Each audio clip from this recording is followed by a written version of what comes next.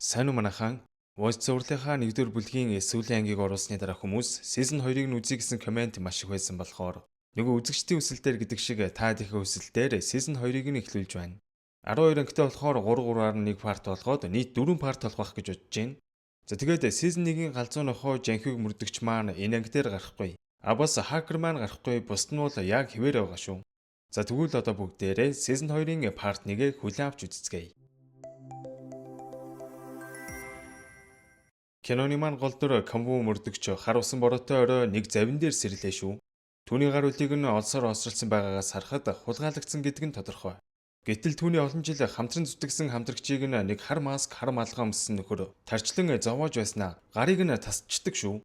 Камбуч орилж юу болоод байгаа юм бэ? Наатахаа явуулчихал та. Наад чинь гэр бүлтэй хүн штэ гуйж ийн гэсэн боловч нөгөө масктай нөхөр чинь манай хүнийг өшгөлж унгааснаа. Хүний биед 5 литр цус байдаг гэсэн. Би бүгдийг нь гаргаж харуулах уу? Гиснээ үргэлжлүүлэн хамтрагчийг нь доромжилж зураг хөргийг нь аваад байсан тул манай хүн урлан дайрсан ч гар нь хүлээдэг тул яаж чаддгүй. Масктай нөхөр туслахдаа наатахынхаа шагааг нь ав. Цагдаагийн шагаа надад байдаггүй гэж хэлж байгаагаас харахад энэ угаасаа сэтгцийн асуудалтай цуврал алуурчин бололтой. За ингээд туслах нь Камбугийн хөлийг яг тайрах гэж байсан ч манай хүн өшгөлж унгаагаад ус руу үсрээд орчин. Тэндээс холгүй байсан завтай хүмүүс хүн ус руу орох чимээ сонссноор масктай нөхрийн завийг чиглэн ирэх үед энэ нөхдүүд хамаг юм аван зүхтааж мань Камбу арайж живээд өгцөнгөө. Энэ өдрөөс хойш 3 жил өнгөрсөн ба дүрсэлгдэн манай гол дүр 112 төвийн дарга Конжу маань харагдах ба. Галзуу нохооч Жанхиг маань хүүгээ эмчлүүлэхээр Америк явсан бол хакер маань Японд сургууль сурахаар явчихл дээ. Оронд нь Жингээд залуухан цагдаа эдний хакер болж байгаа юм байна. Харин Жанхигийн оронд жам мөрдөгч эдний багийг ахлан хэрэг болсон газрууд руу очдог үүрэгтэй болжээ. За иймэрхүү байдлаар манай Golden Time багийнхан маань улмал өргөжин тэлж байгаа юм байна.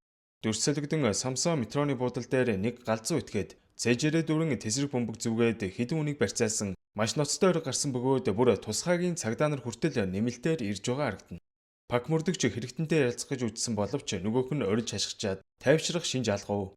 Тусгайгийн мэрэгэн буучид хэрэгтнийг буутахад бэлдэн байрлалаа авцгаагаад одоо яах вэ гэдэг асуулт төлдлээ.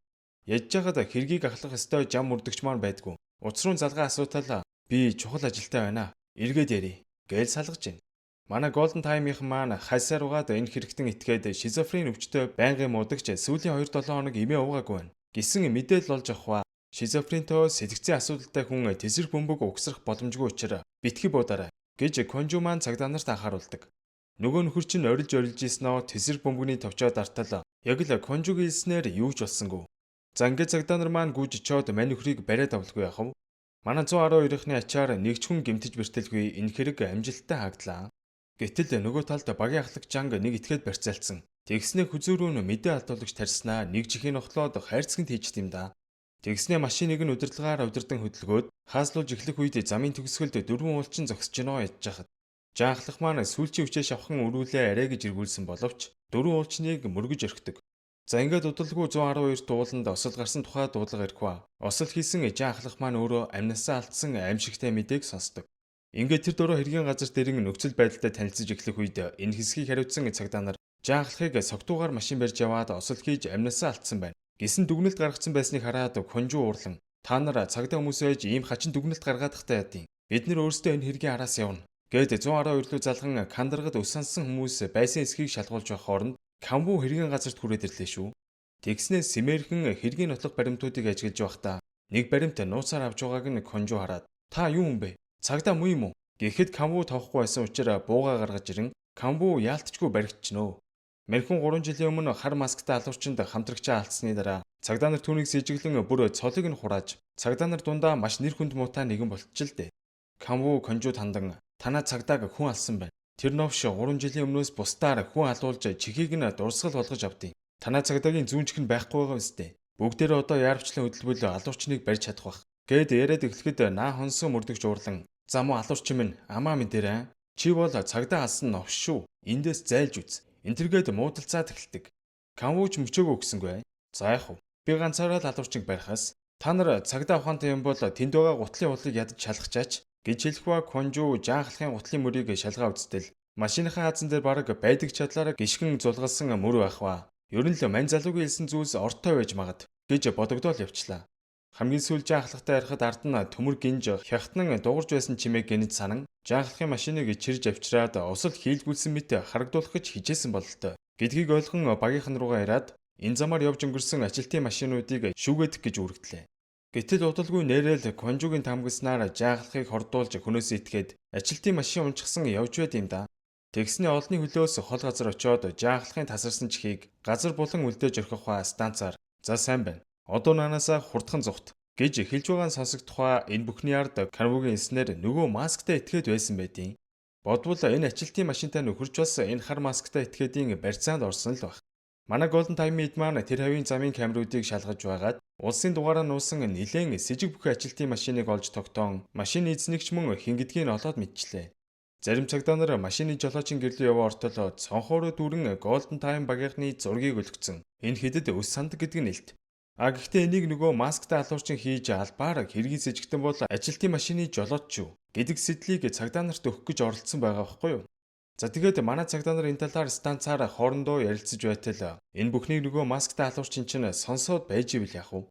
Тэгэхээр энэ нөхөрт цагдаагийн станц байж таарлаа гэсэн үг. За ингээд цагдаа нар маань ажилтны машины яраас гүйцэж ирэн хөөж эхлэх үед ажилтны машины жолооч сандран масктай нөхөр рүү ярьж одоо яах вэ? Цагдаа нар намайг гүйцэх нь туслаач дээ гэж гуйсан ч тэр туслахыг хүссэнгүй. Харин нэг товчдаартал ажилтны машины тоормс нь ажиллахаа болчтیں۔ Ядж яхад огцон мэргэлттэй нилээ эвгүй зам дээр явж байсан учраас замын аж руу онхолдоод гал авалцаа явчихно. Манкамбу бод санах чимгүй тэр дорой гүн очоод ажилтны машины жолоочийг чирэн гаргаснаа машиныг шаттуусгаас өмнө нотлох баримт олно. Гэд буцаад машин руу орох гээд байхад нь бусад цагдаа нар арай гэж 20 чангааж байж болиуллаа. Ингээд хэдхэн секундын дараа машин дэлбэрч ажилтны машинд байсан бүх нотлох баримтууд устан үгүй болдог. Камбу ажилтны машины жолоочийг заамдаа аваад муу новш минь тэр алуурч хаана байна? Алив чи хилээтх гэж зандран шаардсан боловч тэр маш их түлхсэн учраас аваа гарахаас сэтэрэхгүй байв. Гэхдээ Конжу маань онцгой сонсголтой хэрэг юу гэлээд? Мань жолоочийн сүүлийн үгийг хальт сонсч чадах ба. Тэр энд байгаа гэдэг үгийг хэлээд мань нөхөр сүүлчийн амьсгаагаа тавин хорвоог орхилоо. За ингээд Конжу маань мань нөхрийн эснийг бодон алуурчин энэ дунд байгаа юм бах та. Арай цагдаа юм бах та. Хэн байж болох вэ? Гээл 9 жорын таамаг гаргаад эхэлдэг. Тэр дураа ажил дээр буцаж ирээд Камбугийн талаар судалж эхлэх ба 3 дугаар анги хүртлээр Японд амьдарч байгаад Солонгост ирсэн. Цагдаагийн газар ажилд орсон даруйдаа маш олон хэрэгүүдийг илрүүлж хэргийн газарт маш сайн шинжилгээ хийж чаддаг нэлээд сайн мөрдөгч юм байна гэдгийг олж мэдэх ба 3 жилийн өмнө Канву түүний хамтрагч хоёр тохиолдсон алган эргийгч бас судлан мэдүүлгүүдийг нь уншиж танилцдаг. Дөрсөлөгдөн цагдаагийн газрын хурлын өрөөнд наахонсон мөрдөгч дарга нартай танилцуулга хийж байна. Жаахлахын алган эргийн ард ажилтны машины жолооч байсан гэж дүгнээд хохирогч хэрэгтэй хоёр хоёулаа нас нөхцсөн болохоор хэргийг хаахан зүйтэй. Гэхэд Конжу босч ирснэ. Та хэргийг ингэж дутуу төлмөг шалгаж болохгүй. Камбу мөрдөгч хэлэхдээ энэ хэргийн ард өөр хүн байгаа гэсэн илүү сайн шалгаа үзэх хэрэгтэй. Гэхэд наахонсон мөрдөгч тэр Камбу гэж нөхөр 3 жилийн өмнө хамтрагчаа мөнгөний төлөө өнөөсөн. Түүний эзэн зүйлс ердөөсөө байгаагүй. Олдоочгүй. Хамтрагч нь өгтөг өрөө Канвугийн ээжийн цайны газрын өр төлөгдсөн гэж боддоо. Тэр бол залтай алуурчин шүү гэж хэлнэ. За ингээд Конжу маань багийнхныгаа цуглуулж уулзаад жаахлахын хэргийн ард бүр ноцтой алуурчин байж магадгүй. Тухайн айлын тэр алуурчныг заавал олж хуулийн хариуцлага хүлээлгэнэ. Гэдгээ амлах ба жаахлах өнгөрсөн учраас Golden Team багийн мөрдлөгийг удирдах шинэ гишүүн хэрэгтэй боллоо. Конжу маань шууд л Канвуг багийн ахлагч болгоё. Гэхэд багийнх нь эхлээд гайхаж байсан ч тэгээд дарагдаа итгэлгүй яхав. Гэтэл Канвуг хууль бусаар хэргийн мөрдлөг явуулаад байна гэж нөгөө хогийн наахонсооч нь гомдол гаргасаар байгаад барьж аваад шоронд хийлгчиж. Тэгээд нэлээд хэдэн жилийн ял өгөхөөр төлөвлөж л дээ. Конжу түн дээр явж очин ярилцах гэсэн ч тоохгүй бахаар нь эрзэн байлаа гаргаж ирээд дуургаснаа. Тэр алуурчин чинь яг ингэдэг зуршилтай байсан биз дээ гэж хэлэхэд Канву гайхаал явчихна. Мань хоёр тусдаа өрөөнд ярилцаж эхлэх ба Конжу түүнд тусгай сонсголтой гэдгээ хэлэн энэ бүхний ард байгаа алуурчинг хамтран барь. Би чамайг шоронгоос соллуулж өгье. Оронд нь чи алуурчныг барихад бидэнд чадхаараа тусал. Гэхэд Канву түүнд итгэсэнгүй. Яасан? Та нар надаараа тоглоод байгаа юм уу? Та нар угаасаа надад итгэдэггүй штэ. Хэн ч итгэдэггүй. Гэд яг гарах гэтэл Конжу. Чиний зүүн талын карманд 2 батарей байна. Бас баруун гарын чи халаасанд бугуун цаг байна. Зүүн их л удаан цохилж байна. Тэгэхэр чи батарейг нь солих гэж байгаа юм байна, тийм үү? Гэж өөрийнхөө чадварыг батлан харуулхад одоо л Канву түүнд итгэлээ. Конжу маань Канвуг Golden Time багт оруулах тухай өсөлтөө дарагдаа өгтөл ганц болцолтой зөвшөөрөв. Тэр алуурчин сарын дотор барь. Үгүй бол Канвугээс гадна чамайг хүртэл тушаал бууруулна шүү гэж анхааруулад гаргалаа. За ингээд Канву тэдэнтэй хамтран ажиллахаар болж бүр шоронгоос хүртэл судлагдсан тухай наахонсуу туслахаасаа сонсоод бүр бөөр бодвол хувийн өш хонцонтой юм шиг байна. Канву шинэ багийнхантайгаа танилцаад өөрийнхөө арга барилаар ажиллана шүү гэдэг болцлоо Конжу тулгахад зөвшөөрөхөөс яхав. За ингээд энэ бүхний ард байгаа масктай халуурчин жан ахлахаас өмнө нийт 7 цагдааг хороосон тухай цочирдон мэдээд дуулгах ба тэр бүх аллага зориултын уртгаачаар хийж хохирогчдыг тамлан тарчлааж аль нэгэд эрхтнийг нь огтлон одтой хайрцагт хийж хадгалдаг тухай хэлэхэд манайд бүр шок. Бусдын уур хилэнг тултал нь өдөөж байгаад бусдаар хүн алуулдаг тийм гаж нөхөр юм байгаа. Та тийм иддэг алуурчдаас их өөр шүү гэж мэддэг бүх зүйлсээ л хуваалцлаа. Энэ үед нөгөө масктай алуурчин чинь ажилтны машины жолоочоор булуулсан жандаргын чихийг олж аван баяр хөөр болж байгаа нь харагдана. Дүрсэлэгдэн хотын захад хоолны газар ажилуулдаг ах эгч хоёрын хувьд жирийн өдөр өнгөрч байв. Гэтэл гинэт өхнөөс нь мессеж ирэх ба донгитэ намайг хулгайлцглаа. Авраарай гэж бичсэн байхыг хараад маяр хоёр салглаад явчлаа. Эдний өхөн нарыг 7 настай байхад нь нэг алиалагчийн уцтай нөхөр гарч ирээд тоглоом авч өгье гэж хуурч авч яваад гэртээ авчран 20 цагдан хэдэн өдөр хүчирхийлсэн маш аимшигтай хэрэг болсон ба тэр өдрөөс хойш өхөн байнга л хар дарж насан туршийн трауматай болон үлджээ. Өхнийг нь хүчинтэж байсан алуурчин шоронгоос гармагцаа дахиад өхнийг нь хулгайлцгаж гэдгийг сонссон аав нь тэр дөрөв ууран савсаж хутгаа барьж аваад дон гитэ муу новшиг алнаа гэд гараад гүчгэв. Энэ үед ихнэр нь 112 руу залгаж манай нөхөр хүн алах гээд явчлаа гэсэн дуудлага өгснөөр манай хэд шуурхаа зарлан цагдаа нар маань хэргийн газар руу яарвчилдаг.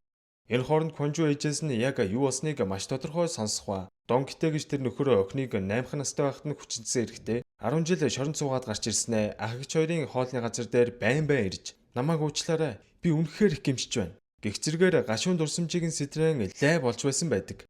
Нараа өхөн ч удалгүй амиа орлох гэж оролдож байхад нь аав ээж нь зогсоосон ба тэр хогийн амтан сургуулийн гадаа намайг хүлээж байсан. Дахиад намайг хулгайлах гээд байна. Гэх зэрэгээр уйлж орлон маш их хэцүү цагийг өнгөрөөсөн байдаг.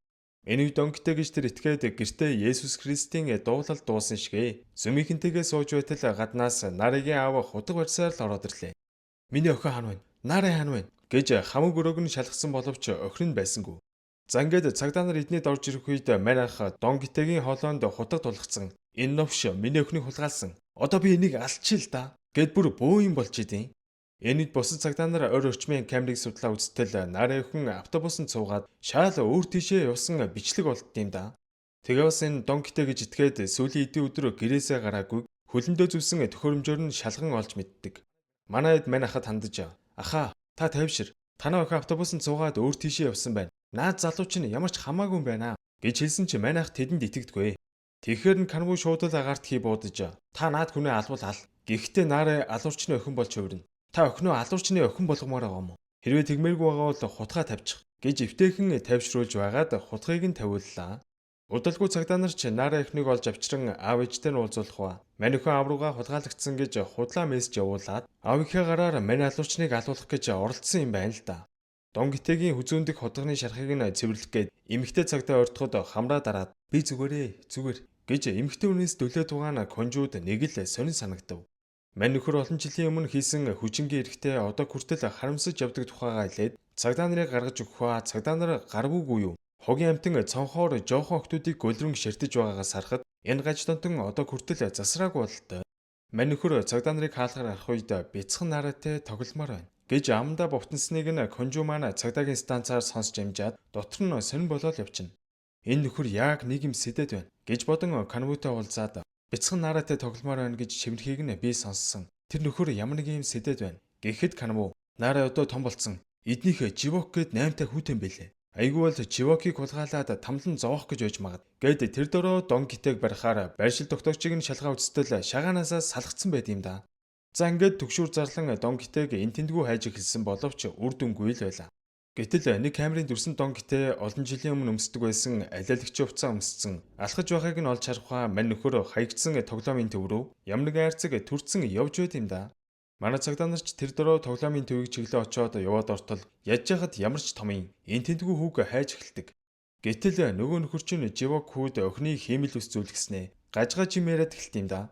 Чиний ихч олон жилийн өмнө намайг шоронд оруулсан. Тэгээггүй бол би баг сургуулийн багш болчихгүй юу? Одоо чамаас хариугаа авна. Энд тэргээд солиорж явах үед цагдаа нарын түжигнэг чимээг сонссноо. Хүүгнийг хайрцагт нууж гин. Дүүн алуу басныг мэдсэн нараа охин Конжу дээр орж ирээд манай дүү байнга нэг цаг зүүж явдیں۔ Чимээ гаргаж гэрэл асдаг цагтаа чимээ нь гарч магад та миний дүүг заавал авраарай. Надад тохиолдсон зүйл миний дүүдэд тохиолдож болохгүй гэж уйлан гуйж байгаа нь өрөвдөлтэй. Канву тэр аваар хашгирч Живок бахын дүү сонсч байвал цагаа заавал асаагаарай гэж орилоход Манхүүч хэлсний сонсоод цагаа асаамагц цагнаас гарах чимээг Кванжу сонсчилгүй яахав. Канву яг зүүн гар талд чинь хүү вэ шүү гэж хэлснээр мань нөхдүүд өрөөлөө дайраад яваа ортол Живоку ашгүй хайрцагт эсэн минь байж вэ шүү. Ямар нэгэн муу юм болохоос өмнө хүүг олсондоо манай хэд дотроо нэлээд баярлж байсан ч мань гаж донтон гараа гүйчнэ. Үлдсэн цагдаа нар маань мань гаж донтон хөөсөрөөгаад барьж авч чадахгүй дөнгөж хоронгоос гараад удалгүй дахин хүүхэд тулгаалж хүчирхийлэх гэж оролдсон болохоор энэ нөхөр дахиж хорвоогийн нарыг үзэхгүй л болж байна да. Тэгснээ мо дураагч нь цагдаад баригдсан байж л томорж би сүртэй эрг хийгээгүй юм чинь хэдхэн жилийн дараа л гараад ирнэ. Гарч ирчээд Живокутэй бүр гой тоглоно. Дамжуулаад хилээд өгөөрэй гэж солиороход Канвугийн зэвүүрч мань нөхрийг шатны уруу үсэртэл нь өшөглөөл авлаа. Болж мууг. За ингээд хүүгийн гэрийнхэн ганц хүн эсэм мэд байгаад бөөн баяр болж байсан ч нар өхний хувьд маш олон зүйл толгоонд нь бодогдож байгаа харагдах. Бага насандаа хүчрхийлд өртөж байсан хүүхдүүдийн шарах хизээж анигддаггүй гэдэг нь тодоос тод харагдаж байгаагаар парт 1 маань ийхүү төгсөж байна. За тэгээд удахгүй парт 2-ороо эрг уулзцгаая guys. Драма арцыг сувгаад subscribe хийгээгүй хүмүүс байвал subscribe хийгээд лайк тавьчоод дараад өгөөрэй. Ингээд дараагийн бичлэгээрээ эргэн уулзцгаая guys.